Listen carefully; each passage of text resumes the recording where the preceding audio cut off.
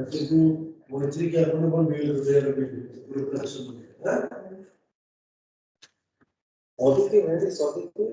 can call Aditi to join. Screen visible now? Class Screen visible? So, Vivek.Dudhoria. so now we are about to begin the functional requirements of SRS document. Okay, so what is so in the last class I have discussed about SRS document. So now we will be discussing about the functional requirements. Okay, so okay. So what are the functional requirements? First, understand what are the functional requirements. So the functional requirements actually focuses on the functionalities that are required by the user from the system. Okay. So just a second. Suppose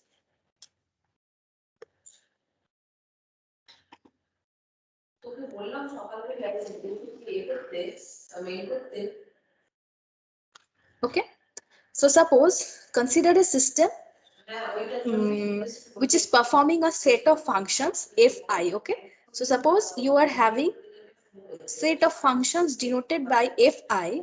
So these functions can be considered similar to a mathematical function.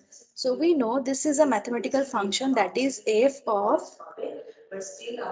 I to o, where see here actually this means that this function transforms an element I. Okay, there this is I, capital I. Okay, so this function is actually transforming capital I in the input domain I, okay, to a value OI. Okay, that is, this is a small OI in the output O. That means there in the output there is an element OI which is mapping the element that is present in I, in the I element, in the I set, that is II. Okay, so here see the functional view of a system. Actually this is the functional view. So each function fi of the system can be considered as reading certain data II, okay, and then transformation of a set of input data II to the corresponding set of output data OI. So the functional requirement of the system should clearly describe each function which the system would support along with the corresponding input and output dataset. So considering that functional requirements are a crucial part of SRS document, actually the functional requirements can be identified from a problem description. So in this way the functional requirements can be documented effectively. Now see here, actually it is a high level function. Okay, actually a high level function is one using which the user can get some useful piece of work done, can receive printing work during withdrawal of money from an ATM. Okay, whenever you are withdrawing any kind of money from ATM, actually it should print a receipt, and from that you will be understanding how much balance you are left out in your account. So that is actually a functional requirement. It is performing some kind of function. So be called a useful piece of work. So it is a very useful piece of work. So without that, you will not be able to understand that nowadays net banking facility is there. But if suppose in early days, actually that receipt, money receipt was serves very important purpose. Okay, so high level requirement typically involves accepting some data from the user, transforming it to the required response, and then outputting the system response to the user. So what is high level function?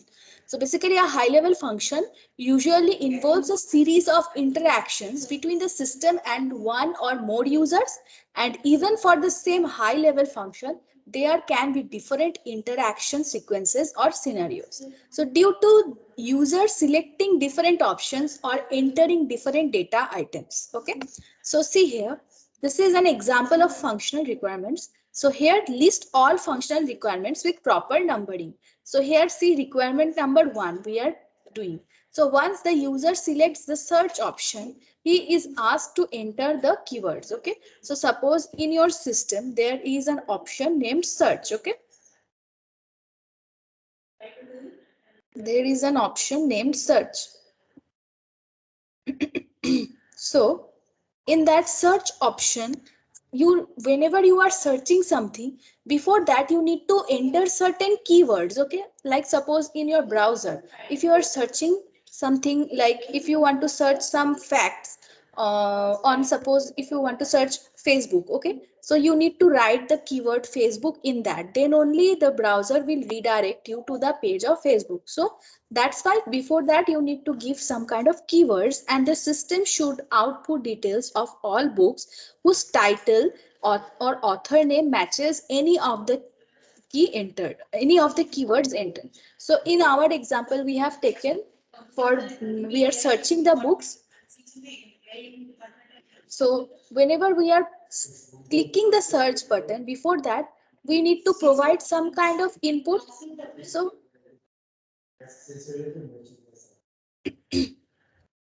the input should be author name, okay, or book name.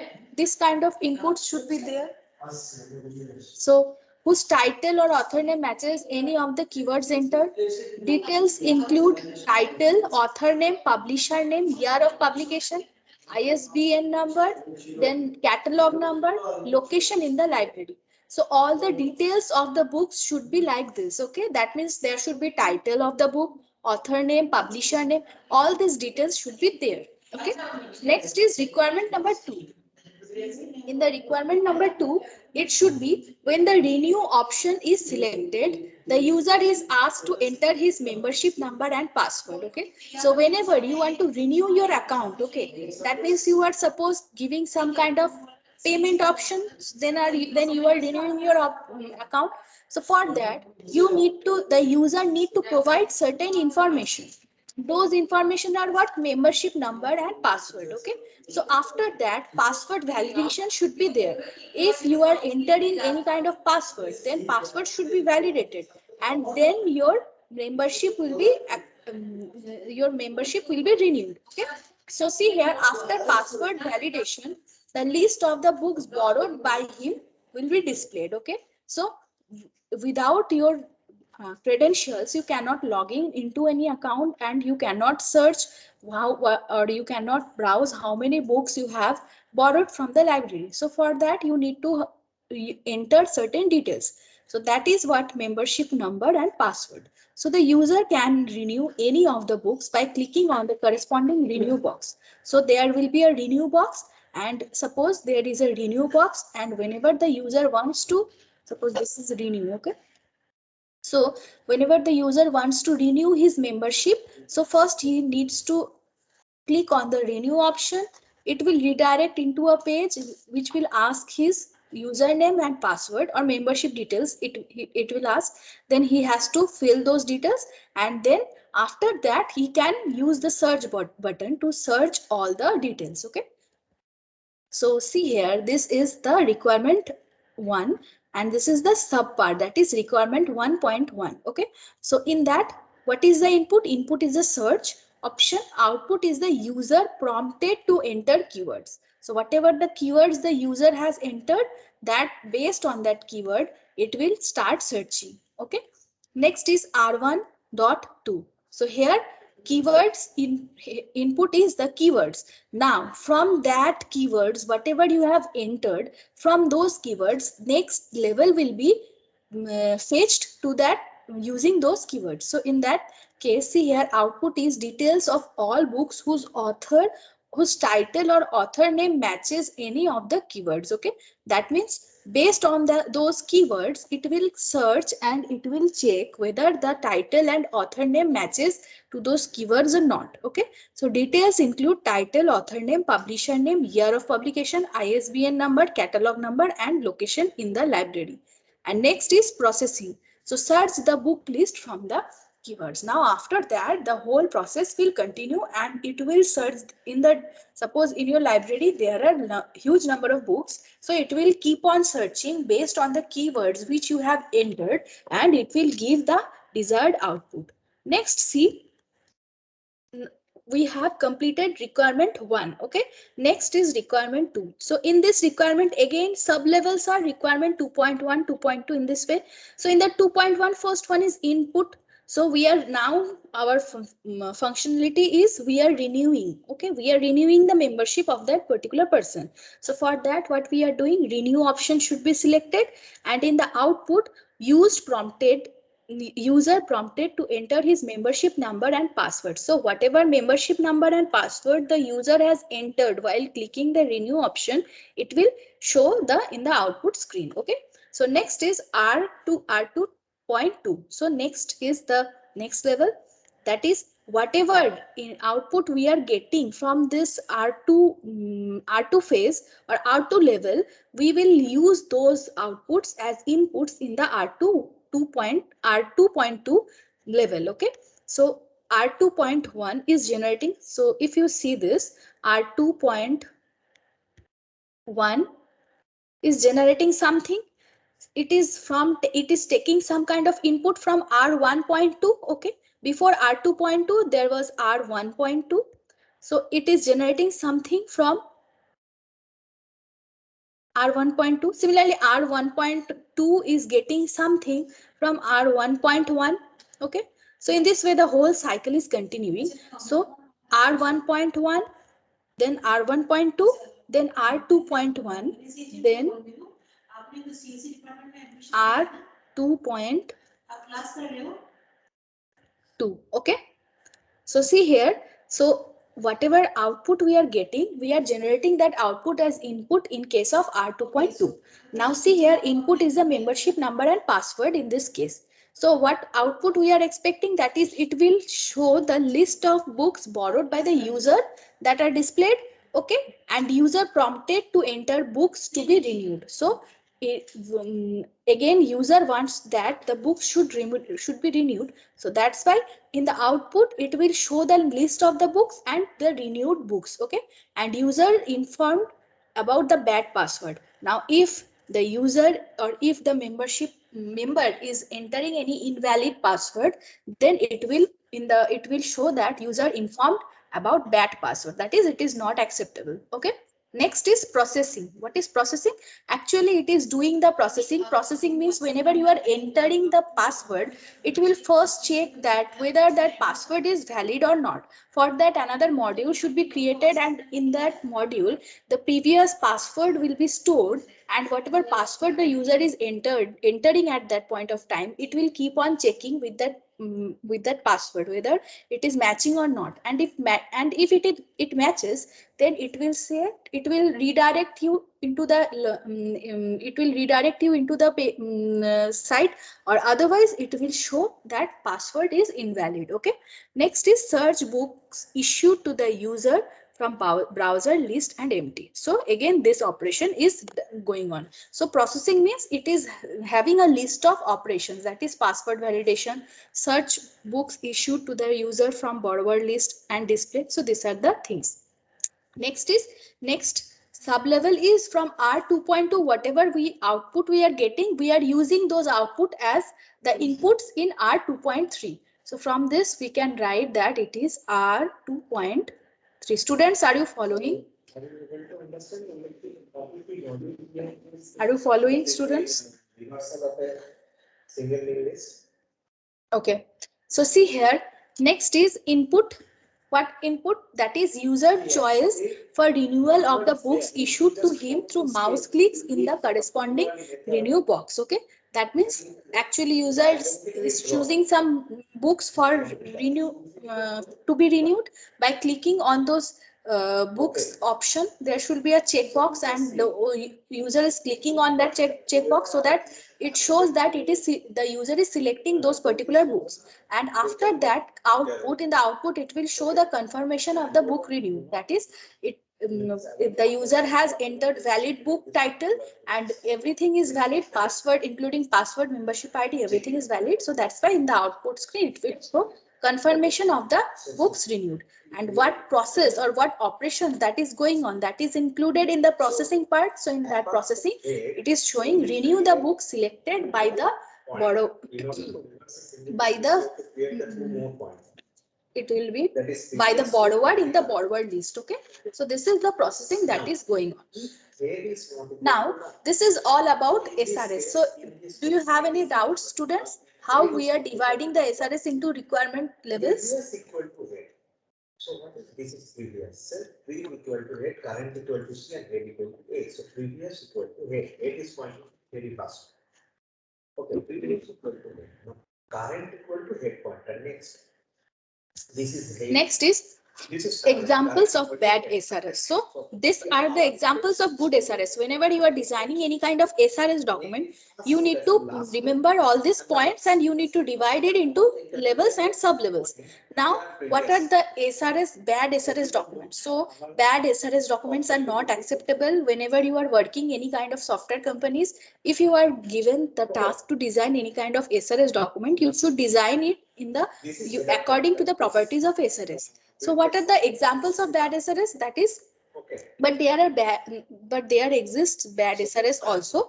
So examples of bad SRS are unstructured specifications. So in unstructured specification, actually what points that should include is narrative essay, one of the worst type of specifications documents. That is, it is difficult to change, difficult to be precise. We know that everything should be precise and it should be ambiguous, and difficult to be unambiguous, and scope for contradictions.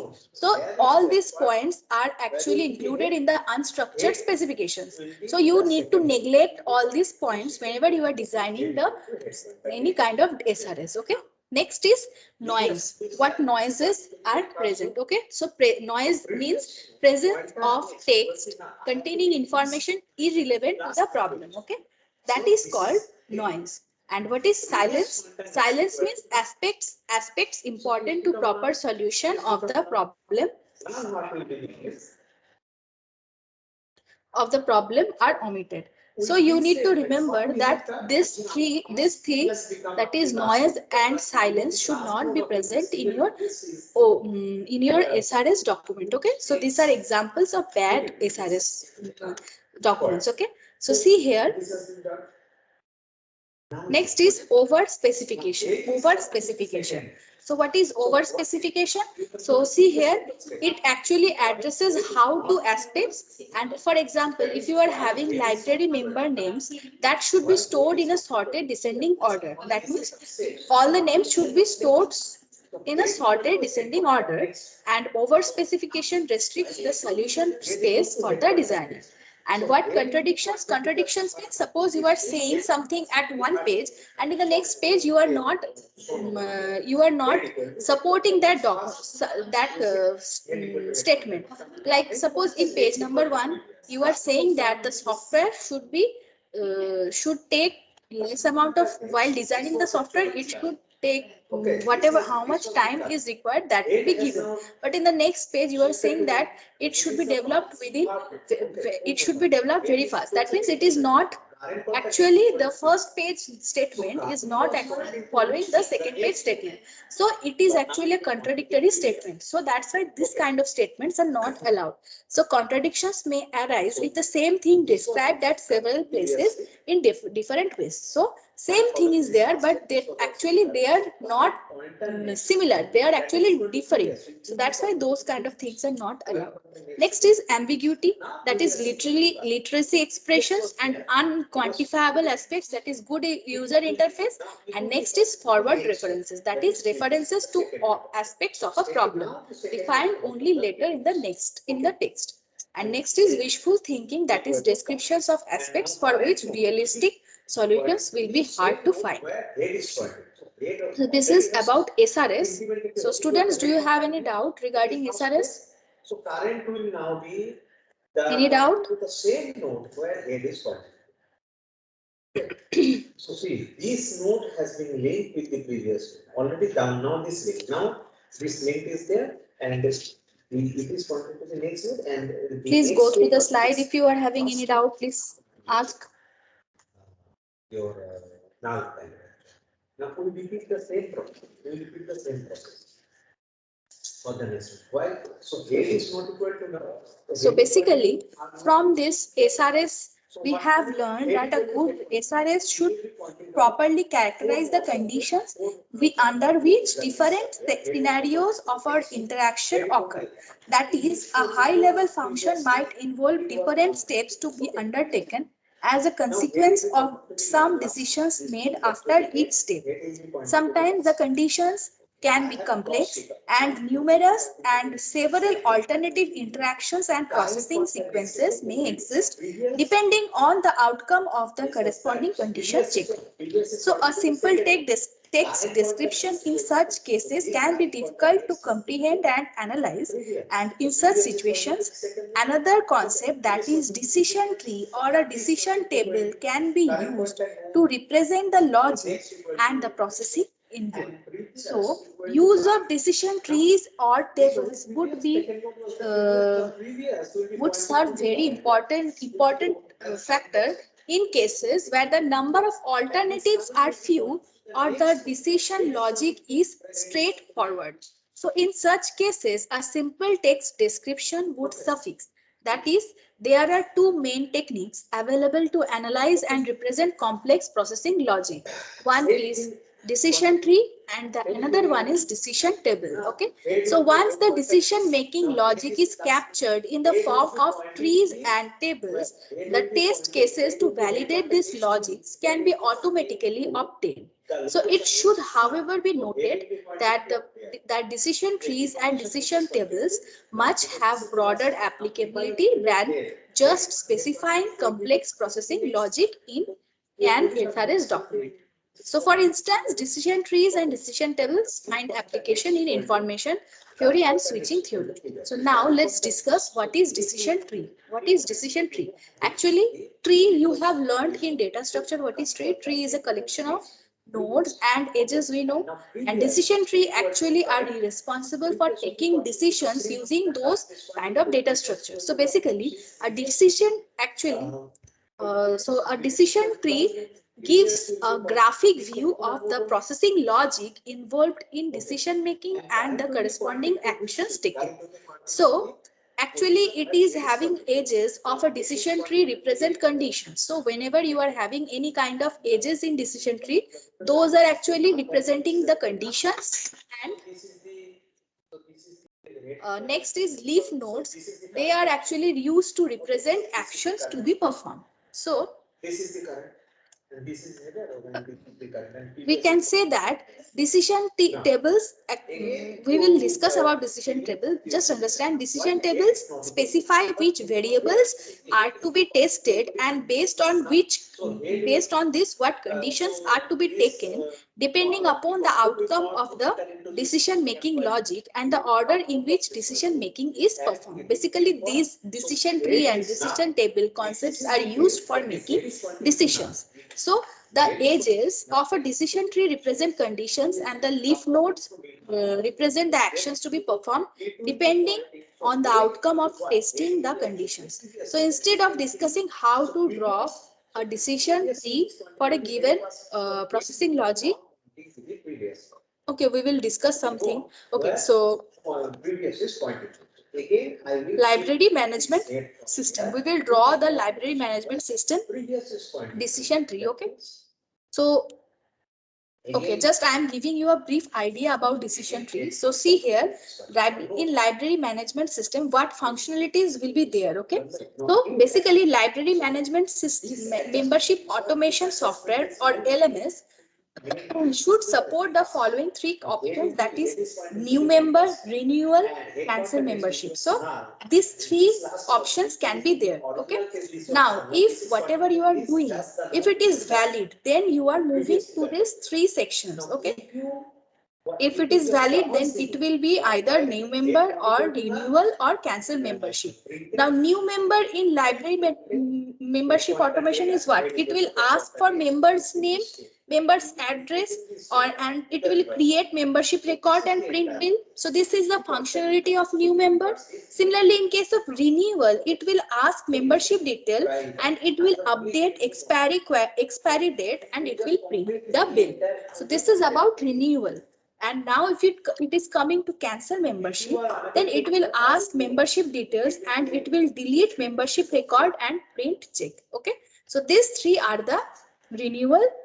These three are the sections if it is valid. Okay, and if it is not valid, then it will print the display the error message. Okay, so decision tree I'm not going because it will take time to complete the decision tree. So that's why I'm giving you just a brief idea what are the functionalities that are present in decision tree, and I will discuss decision tree in the next class with diagram, with proper diagram and example. I will be discussing the next topic, that is decision tree and decision table, and how to generate, if you are given certain test case, how to generate from that test case the decision tree and decision table. So this, remember students, these two topics, that is SRS and this decision tree and decision table, are very important.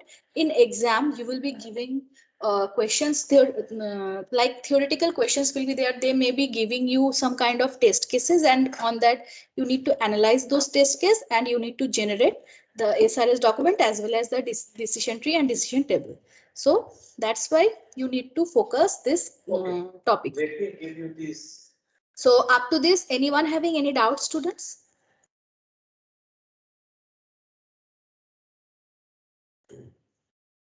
Respond if you are having any doubt.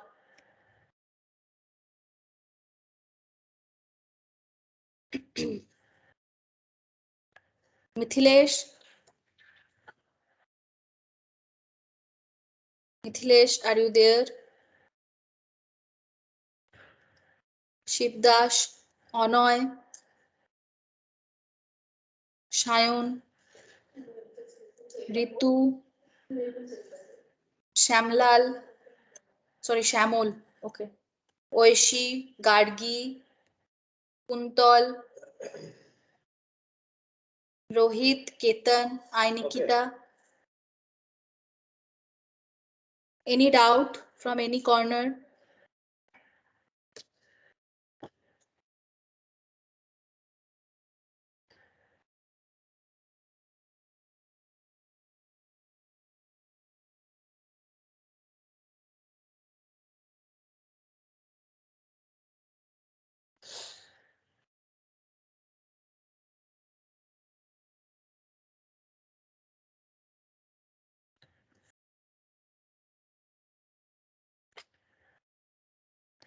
Students, don't stay silent.